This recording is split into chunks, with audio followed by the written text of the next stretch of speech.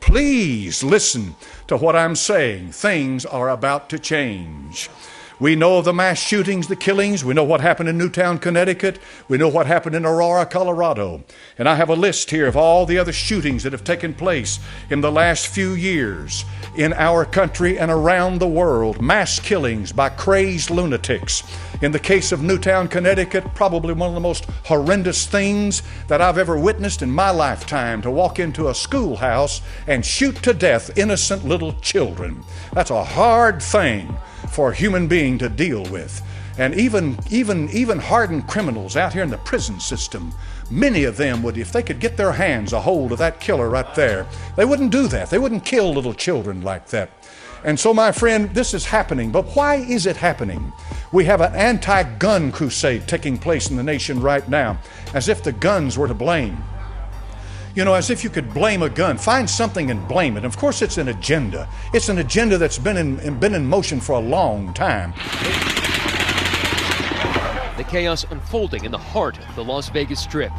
10:08 p.m., 22,000 country music fans packed in, enjoying the Route 91 Harvest Festival. But high above them on the 32nd floor of the glittering Mandalay Bay Resort, police say 64-year-old Stephen Paddock was watching. They say he hammered through the hotel's thick windows and started firing on the crowd below. Country star Jason Aldean was on stage, with automatic gunfire quickly drowning out his voice.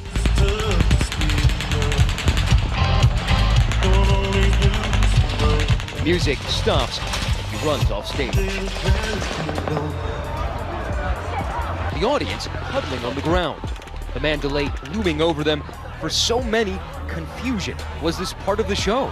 That's just a firecracker. I know, but why would you do that? Seconds later, the rapid fire shooting starts again.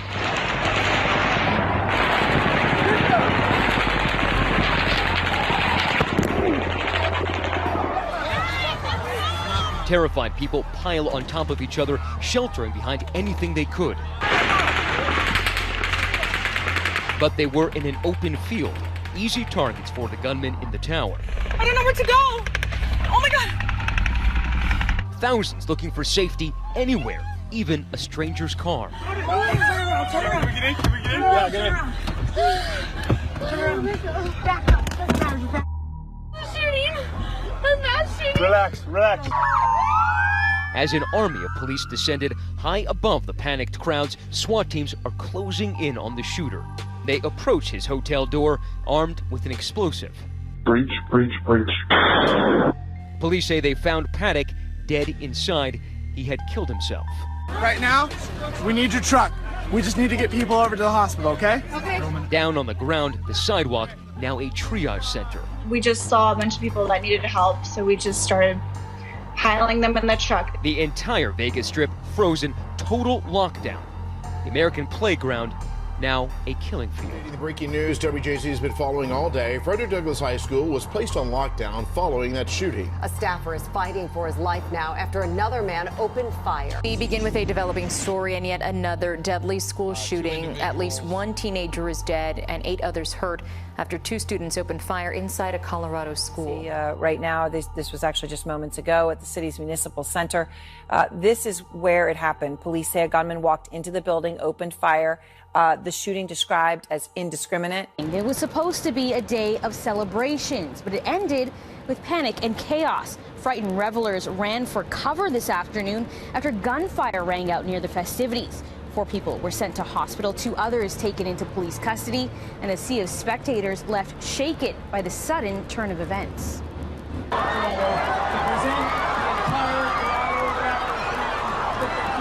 This bird's eye view shows the moment panic sets into the crowd at the southeast end of Nathan Phillips Square, sending spectators scrambling. Are you scared?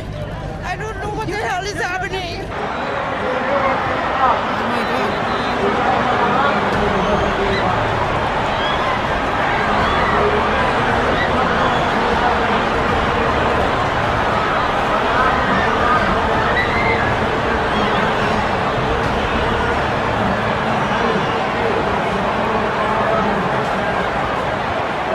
Reports of a mass shooting at the Cielo Vista Mall in El Paso.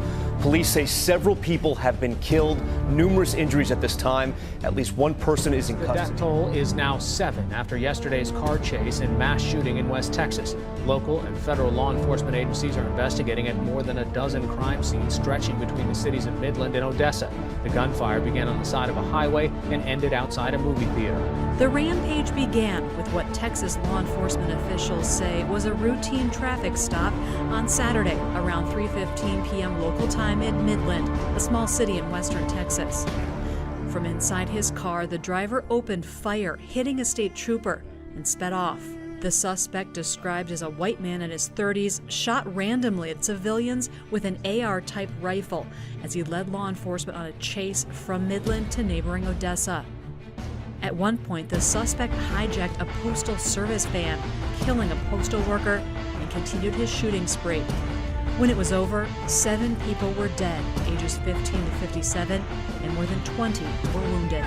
Oh my God! Terrified motorists captured the chase on their cell phones, while people evacuated from a movie theater in Odessa fled into the parking lot. Law enforcement officials have not yet released a list of the victims and said they're still investigating the motive of the gunman. This is a Fox News alert. Police and emergency units responding to a church in Fort Worth, Texas, where multiple people have reportedly been shot.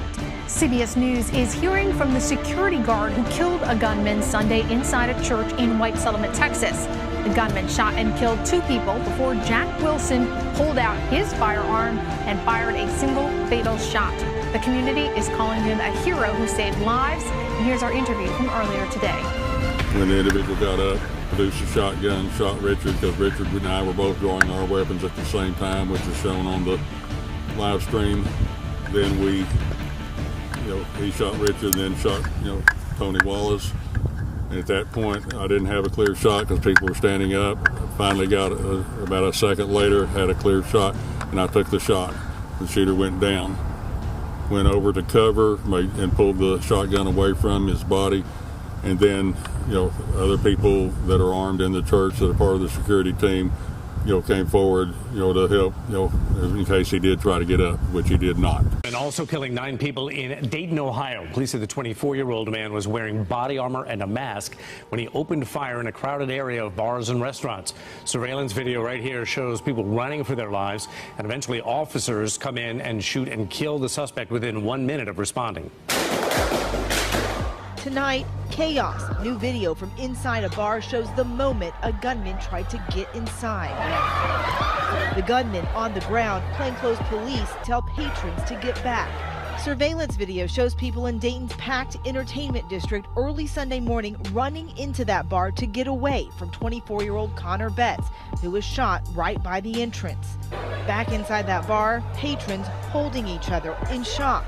It was over within 30 seconds, but not before 9 people lost their lives, including the gunman's own sister. Breaking this morning in Arizona, 3 people are hurt after an active shooter situation at a Glendale shopping and entertainment complex that's near Phoenix. People ran for their lives before the suspected gunman was taken into custody. Now, the area was shut down for hours overnight. Arizona State Senator Martin Quezada immediately tweeted out what he saw, saying, "I just witnessed an armed terrorist with an AR-15 shoot up Westgate." He went on to say, in part, "I saw 2 victims with my own eyes. I'm okay. Lots of shaken up people." We're also hearing from other survivors.